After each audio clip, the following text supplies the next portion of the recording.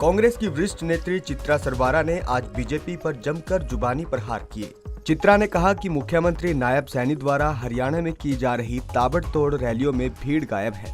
अगर मुख्यमंत्री की बात करें तो आज भी लोग कंफ्यूज हैं, वो मनोहर लाल खट्टर की बात करें या नायब सैनी की। वही प्रधानमंत्री नरेंद्र मोदी के 400 पार के नारे पर चित्रा ने कहा कि यह नारा वैसे ही निकलेगा जैसे 70 पार का था। 400 पार का नारा वही निकलेगा जो 70 पार का नारा था और तकरीबन 50% से नीचे इनका जो है एस्टिमेशन इस चुनाव में उस हिसाब से हम कह रहे हैं कि जाएगा। और अगर 400 पार भाजपा जा रही होती तो इस तरह से उन्हें ईडी और सीबीआई का जो है एक डरावा देकर लोगों को इस तरह से अपने में ज्वाइन कराने की ज़रूरत ना पड़ती। वही लोकसभा के कैंडिडेट कांग्रेस ने अभी तक घोषित नहीं किए। इस पर चित्रा ने सफाई देते हुए कहा कि हरियाणा में अभी चुनावों का काफी समय है, जहां चुनाव हो रहे हैं वहां पर कैंडिडेट घोषित हो चुके हैं।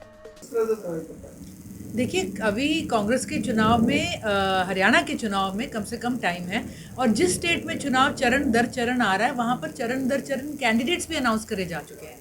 जितने भी कैंडिडेट्स होंगे हम आपको आश्वासन दे सकते हैं कि बहुत ही सशक्त, बहुत केपेबल और लोकल कैंडिडेट्स हर जगह से पार्टी उठाएगी। और भाजपा के बारे में हम ये कहेंगे कि उनके पास कैंडिडेट उन्होंने चाहे अनाउंस कर दिया पर घर का कैंडिडेट कोई नहीं है। तकरीबन 60% के करीब हरियाणा के कैंडिडेट्स तो ओपनली वो हैं जो अब की बार दूसरी पार्टी से और खासतौर पे कांग्रेस से छोड़कर ज्वाइन करें। वहीं पूर्व गृह मंत्री अनिल विज द्वारा एक बयान में कहा कि वे अंबाला कैंट के विधानसभा में ही चुनाव प्रचार करेंगे। इस पर चित्रा ने कहा कि ये उनका निजी फैसला है, लेकिन उनके जो बयान आ रहे हैं उसमें उनका कहना है कि वे नाराज नहीं है, लेकिन कोई पत्रकार जब पूछता है तो नाराजगी के कई कारण गिनवा देते हैं।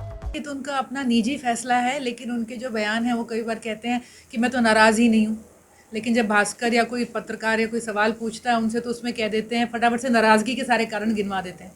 फिर वो वैसे स्टेटमेंट देते हैं कि ये मेरी मर्ज़ी थी कुछ भी ना लेना। फिर वो कहेंगे कि कुछ ऑफ़र ही नहीं हुआ था दूसरी स्टेटमेंट के अंदर। तो जब कुछ ऑफ़र नहीं हुआ तो फिर आपने मना क्या किया? जब आप रूठे नहीं तो मनाने की क्या बात? तो ये कुछ समझ सा नहीं आ रहा और हम समझते हैं कि जो दुविधा आज भाजपा के ऊपर पूरे देश और प्रदेश में है वो यहाँ पर अंबाला में भी महसूस करी जा रही है।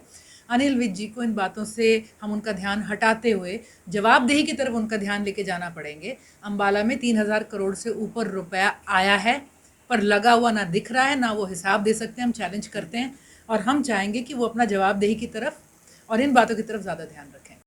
आपको बता दें कि चित्रा आज कांग्रेस भवन में बाबा साहेब भीमराव अंबेडकर जयंती पर कांग्रेस भवन में रखे गए एक कार्यक्रम में पहुंची थी, जहां उन्होंने सभी को संविधान निर्माता की जयंती पर बधाई भी दी। पंजाब केसरी टीवी के लिए अंबाला से कृष्ण बाली की रिपोर्ट।